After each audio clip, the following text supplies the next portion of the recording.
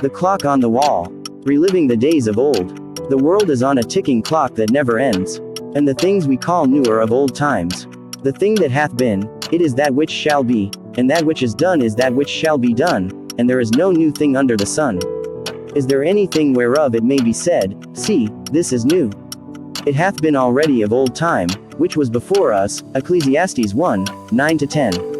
The things we see now were here before us, and the things to come, were here before this generation and the previous generations. Why is the world on a repeat? Why are the days of old repeating themselves? Why is the present and the future curving back to the dark ages? But of that day and hour knoweth no man, no, not the angels of heaven, but my Father only. But as the days of Noah were, so shall also the coming of the Son of Man be. For as in the days that were before the flood they were eating and drinking, marrying and giving in marriage, until the day that Noah entered into the ark, and knew not until the flood came, and took them all away, so shall also the coming of the Son of Man be. Then shall two be in the field, the one shall be taken, and the other left. Two women shall be grinding at the mill, the one shall be taken, and the other left. Watch therefore, for ye know not what hour your Lord doth come. But know this, that if the goodman of the house had known in what watch the thief would come, he would have watched, and would not have suffered his house to be broken up. Matthew 24:36-43. If God made man to subdue, populate and have full dominion over the earth, why are the darker days of old here? If God gave the earth to man, to populate, have full access and live in it, why are the days of Noah upon us? The days of Noah experienced great encounters with divinity, just like many other times before it. And as others were, Noah's days suffered great destruction. So why are the streets of Sodom and Gomorrah being built in our neighborhood? Why are we being compared to those dark ages? Being compared to such times simply tells us that we are not going forward. We are definitely going forward, however, it's just a bit, then curving back to the start, to the times of our predecessors, trapped in a loop. Advancements are the roots of destruction, and destruction is the spark that gives forth rebirth. Throughout history, since the day civilizations begun, people, cities, streets, walls and systems have experienced destructions. These destructions are set in motion when civilizations reach what looks like their highest technological, medical, scientific and spiritual advancement. During such times, they indulge themselves in wickedness and forget the real purpose that God made them for. When God created man, he was placed in a location for growth and responsibility. He hid man in a place where he could find him uncontaminated and protected. And the Lord God formed man of the dust of the ground, and breathed into his nostrils the breath of life, and man became a living soul.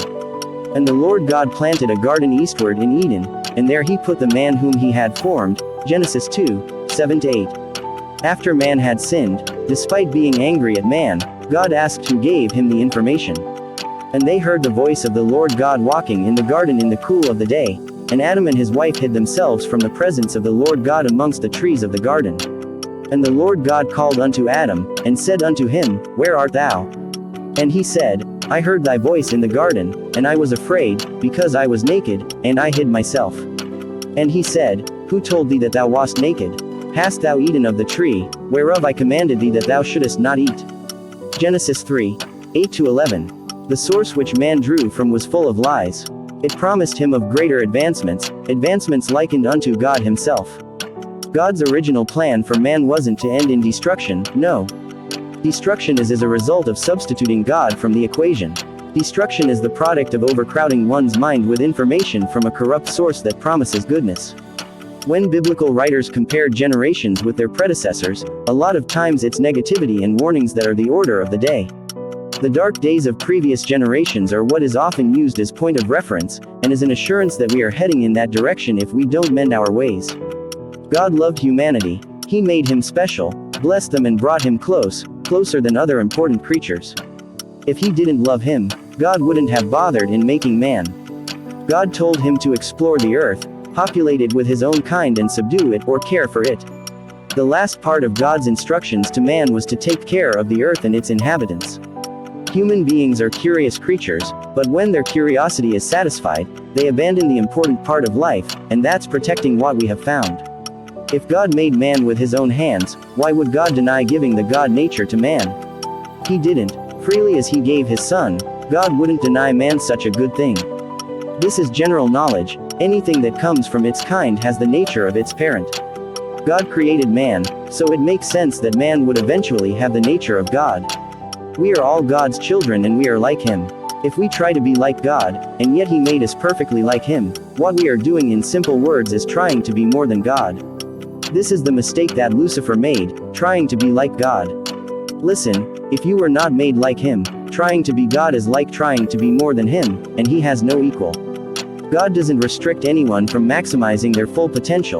He gives us a bit of it daily, because He knows how dangerous advancements are. Advancement is like a two-headed serpent. Whilst we might have superiority over one head, the other one can attack and kill us at any time. The days of Noah are repeating themselves because we are approaching that highest advancement a civilization can get to. And there's plenty of evidence that shows that destruction comes and will definitely take place after civilizational advancements have been reached. Whether technological, medical, scientific and spiritual advancements measured in small or large amounts, we as the present human civilization must be very careful, because day by day we are growing, advancing and expanding to new territories. A sign of people who have forsaken their true responsibilities is that they always put themselves before others. They rather satisfy themselves first, then do their duties later. Advancements are part of evolution, unfortunately they are not our final destination. The people of Genesis 11 thought that they had arrived, so they sought to build a monument to be remembered by. They forgot that repopulating the earth and exploring uncharted territories was their responsibility. And they said, "Gota, let us build us a city and a tower, whose top may reach unto heaven, and let us make us a name, lest we be scattered abroad upon the face of the whole earth." Genesis 11:4. There's more to our purpose here on earth than we think. The dark days of old are repeating themselves because we think progress is the final destination. So the Lord scattered them abroad from thence upon the face of all the earth, and they left off to build the city. Genesis 11:8. The ministry of Jesus was revealed to us so that humanity can learn from His examples. One of the major lessons He taught us above all, is putting our desires at the end of the queue. We are not here to build monuments so as to be remembered by, we are here to do that, as well as carry out our responsibilities. The days of Noah experienced destruction because they achieved all that they could, and forsake God's law. They knew and interacted with the supernatural. They ate with them, and divinity shared its culture to the people. Divinity became literally part of humanity, they were changed. This change, advancement, progress, whatever it was, it became unholy. It became unholy when people neglected their rightful responsibilities after knowing that divinity was the only thing at the top of the hierarchy. Their fear for the Almighty, the fire within their hearts slowly went out.